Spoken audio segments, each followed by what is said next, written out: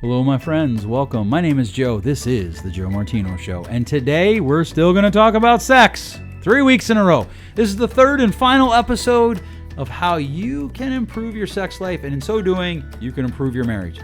Let's kick it off. The show, that is, not your shoes. This is the Joe Martino Show.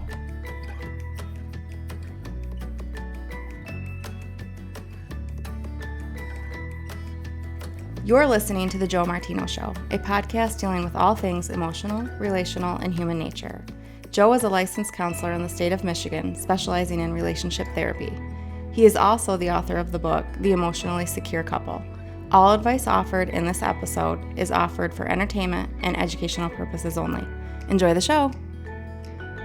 All right, hello, welcome. Today is the third and what I believe will be the final episode in our discussion on sex. And by our, yes, I mean my wife is here with me again, and we're going to wrap this up. We talked about men 2 weeks ago. We talked about women last week. Today, we're going to talk about the system. Just take your last name and add Inc. to the end of it, whatever it is. So for us, we're going to talk about Martino Inc. What is the system that creates good physical connection for a good, healthy, fulfilling sex life? And obviously, there are some things around that. One of them is communication. And when we talk about communication, we often think about, like, how do we talk when we fight? How do we talk about the bills? And that's true. That's important communication. But there's also communication about, like, hey, I like this. I don't like that. I want to explore this. I don't want to explore that. People are afraid to share with their spouse their fantasies. And yet we know that the data is overwhelming. Couples that share their fantasies together have better sex lives. And couples that have better sex lives, defined clinically speaking, have better marriages. So where do you want to jump off today, Erica? I didn't say jump on.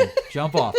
Down, girl. We're working, okay? Hey. I understand that you're sitting next to this hunk of meat here, but just slow down. Slow your roll, yeah. So let's hit it off with communication, because I think that is the driver of everything, right? Is like our ability to be able to communicate. So we talked about the last couple episodes from Joe talking about from like, hey, how females can do better. I talked about how men can do better. Now let's talk about how you communicate, because oftentimes, like females, I'm going back to picking on you. We could be like, wow, I can tell he needs sex right now, and I'm in the middle. The baby needs fed, he's screaming. Laundry needs turned over. The kitchen needs cleaned. And I haven't slept in 3 nights. And to be honest, I'm not in the mood. So instead of saying like, not tonight. Oh, that's my all gosh, you ever want. All is you sex. want is sex, right? It's a really negative way to engage that conversation. You could notice the desire, right? Like, hey, babe, I can tell you're in the mood tonight, and here's where I'm at. I want to have sex with you, but I haven't slept in like 3 nights, and the dishes still need done. The baby's screaming. Do you think maybe we could sleep for a little bit, like wake you up in the middle of the night to have? That's a great way to go. Or could we Speaking from experience? Could we try tomorrow night? Right. So what you did now is you acknowledged your spouse's feelings, and you acknowledged that you desire them, and you gave them another option of like, when can we connect, instead of just ignoring or shooting it down. Or even just like, one of the things that couples just look at me like I'm insane with is, and this is something that we teach, it's something that we've done. You know what? There's a lot going on tonight. I'm not really in the mood, but we can do it and be done. We have a phrase that we use for that, which we won't share with you. But we do, right? Like, I think the idea is that sex has to be this giant production. Correct. And it doesn't. And like, even for us, we're very busy. We own multiple businesses. We have 4 kids, a little hobby farm. There are times where we'll be like, hey, I need some humana in the next few days, right? And we get it on the radar so that we know it's coming. And again, we talk about this a lot, those expectations conversations, like, hey, weekend's coming up and we're going to be home, and I think we should find some time to have what our friends John and Amy call a business meeting. Yes. What they call right? What they call a business meeting. For years, we told our kids we were praying, right? And we were like, hey, we need to go pray. Having that communication about your needs. Because here's the thing. If you say to me, hey, I need sex, and I give you a dirty look, or vice versa, you're going to be way, way less likely to signal me next time. And here's what we're not saying. We're not saying that just because your spouse wants to have sex, you have to have it. Correct. We are saying that there's better ways to communicate. And how you communicate will directly affect how satisfying your sex life is, which will directly affect how satisfying your marriage is. So let me catch a phrase here. You said, we're not saying you have to have sex. I kind of am saying you do, because I'm saying you don't have to have sex in that moment. Like if I said to you, like, hey, we're here in my office all alone, and that door locks, and use your phrase, right? My phrase that we're not going to tell them, right? That 60 seconds or less, right. Yeah. Then you don't have to have sex right now. And quite frankly, you just got back from the gym, so you kind of stink. But Wow. I can edit that out if you want. Wow.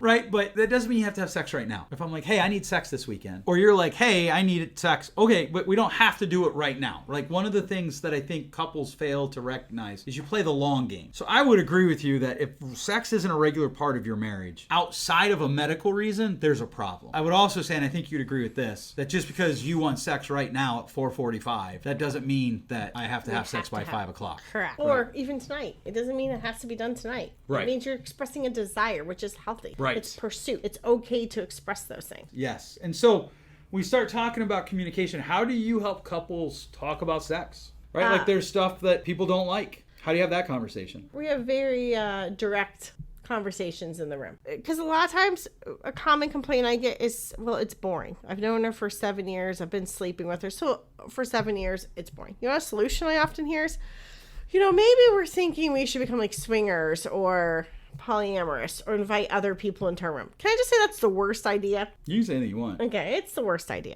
Why not instead have a conversation about like, well, what do you fantasize about? Maybe you fantasize about what starts with doggy, right? And you want to try that and you've never tried that in your relationship. See, look, I'm being PG. You should be happy. Okay? Maybe you do that. Maybe you've thought like, hey, it would be fun to get some toys. We've never done that before. And one of you might be like, what kind of toys are you talking about, right? And you talk about it, and you talk about your insecurities and what your fears might be with that. And then it's okay to try it. Like, it's okay to try new things, and it's okay to feel uncomfortable with those things and still work through those fears and try. You might decide you don't like it, and that's okay. If you don't have to do it.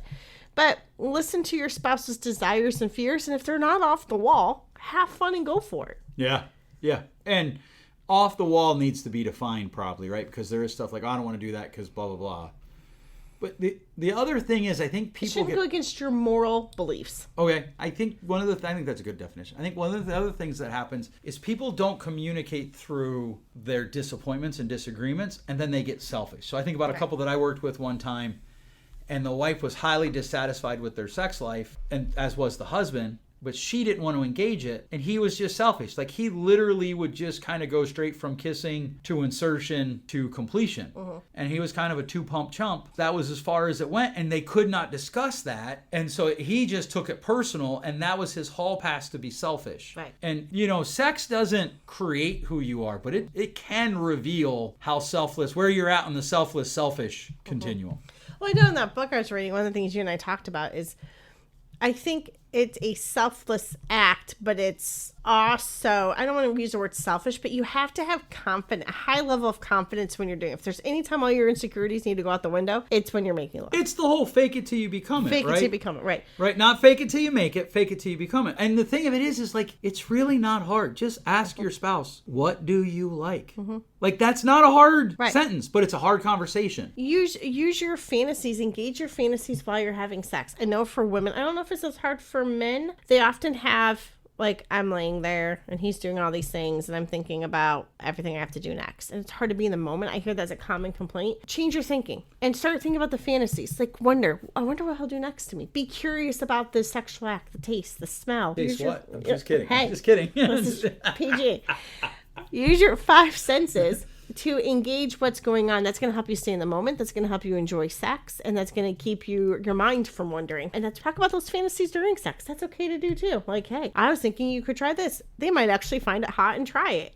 A lot of times I think we need to release our inhibition. I think is there a song like that? We should sing it sometime for them. Okay. So release your inhibition and you just have fun. And you let your hair down because that's the one time you should be able to do it is with the person that you have committed your life with. Right. Like, try it. And if it doesn't work, I had a couple one time. A counselor before me told them to put a shower curtain on their bed, like as a blanket, and use chocolate.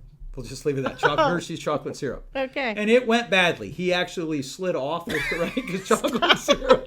Well, chocolate syrup and a plastic shower curtain, that's going to be slippery. And they went to get into a certain position, and he slid off and broke his arm. Dang. So here he's covered in chocolate. There. Right, yeah. right. He's covered in chocolate. And so they didn't have a lot of conversations about like things that they wanted to try. They didn't trust that counselor. And so here they come to me in all sorts of trouble. And I was like, you're going to have to re-engage that conversation. I was just going to say, we've had awful sex before, right? We've been married 23 years. Yep. Yeah.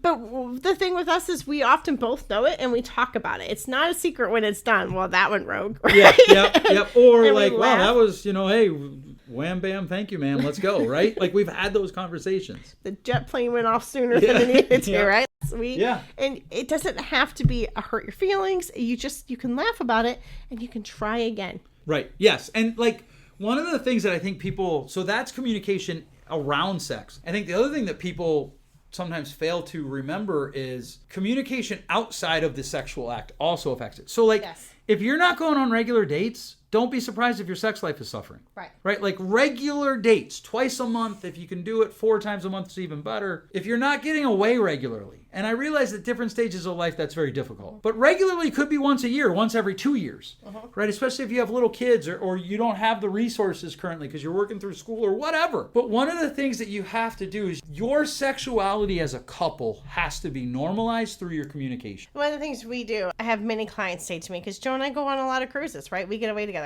Oh, you must be rich. Must be nice owning your own business so you can go on cruises all the time. To which I reply, where else can you go that you can spend less than $100 a day and go have fun together? The truth is, we get to have uninterrupted sex on a cruise. I'm not going to lie to you. That is nice, right? There's not somebody coming up the stairs, knocking on our door, needing us. If you have kids, you know what I'm talking about, right? So for us, a priority is let's go away and we can be uninterrupted for 3 days even, right? Right. Yes. And that's more bang for my buck, my extra bucks in Bang, there. I see what you did there. For my buck. Than, saving money to go out to eat or... And I think that's one of the things that they're intentional about the wrong things. They're intentional about things that matter, but you don't treat a $1 bill like you do a $100 bill.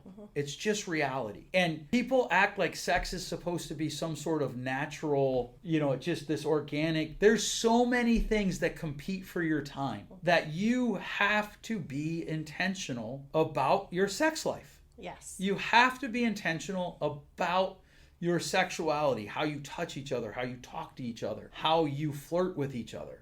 And I'm always amazed by people, they just stop flirting when they get married. Or if they have kids, they stop flirting. Right. Because the kids shouldn't see them flirt. To which I always ask, okay, so you want the public school kids to teach your kids about sex? Or worse, if they're paying to send their kids to a Christian school, which are often greenhouses for hypocrisy, you want those kids at school to teach them about sex. And people lose their minds. Well, no. Well, then who's going to teach them? You would need to. Right. Well, they're too little. Well, sure, I don't think you should be having sex in front of them, but they should see you flirt. They should see you talk affectionately. And pursue. Yes, and pursue through your communication, that intentionality level. Your kids need to know that sex is important to a healthy relationship, because whether you like it or not, you are blueprinting your kids for how they're going to interact with their spouse. With our daughters, we do this all in front of them, right? We live our life in front of them. So when they get in a relationship and dad and I say to them, like, hey, this young man's not pursuing you and here's why, they're like, oh yeah, they see it. They see it because it's not a shock to them that we're saying that, because we lay out a roadmap for them on what this looks like in front of them. We pursue and we chase each other. Yep. And no,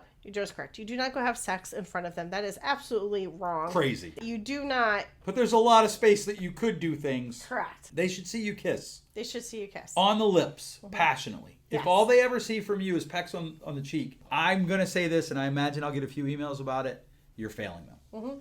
So if you want to improve your sex life, you need to communicate and you need to be intentional. So you need to communicate about the sex itself, about how often you want to have sex, and don't be afraid to try things. Like for years, we would do the whole thing. I think you mentioned it last episode. I gotta be honest, they're all kind of running together. We'd go to sleep. We had this regular rhythm where there was one day of the week, of the work week, where we would go to sleep. Wednesdays. I was going to leave that up. But yes, Wednesdays, absolutely. We would go to sleep and we would wake up 1, 2 in the morning, bada bing, and then we would go back to sleep. And those were some of the most restful nights of my sleep ever. That's it. Yes.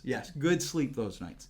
Right? Now, it amazes me, people, I can only have sex at night. Right. Why? Or they don't like sex at the same time. I only like sex in the morning. I only Yes. like at night, so we can't agree. What do you mean you can't agree? Then Right. you have sex at all different times of the day. And Yes. you engage and you get over it, and because you don't have to be in the mood. That's one thing I hope everyone hears me today is you do not have to be in the mood to have sex. Yes. No, I don't want you to be raped, but you don't have to be in the mood. You can get in the mood. You can invite your person to get you in the mood. Yeah, like you can literally go from not being in the mood to in the mood Yeah. if you engage. Correct. Right? One of the things that we tend to think is, I have to feel in the mood to do something. Right. And that is literally anti-science. Correct. I always laugh when people tell me, well, trust the science, and then they make that statement too. Right. Because, well, you're not trusting the science then. Right. Make it a game. Like, hey, look, I'm not in the mood right now, but if you want to get me there, I'm not going to object. Feel free to do that and see what happens. You might find all this can be a lot of fun. Because I guarantee you did not get together because you were bored with the person. Yes. You engaged in these fun, secretive, hey, go have sex in the car somewhere. Whoa, I'm too old for that business. Hey, we have a camper, though. So you don't say that then. Anyway, we're going off the track here. Welcome to the rogue portion of the show.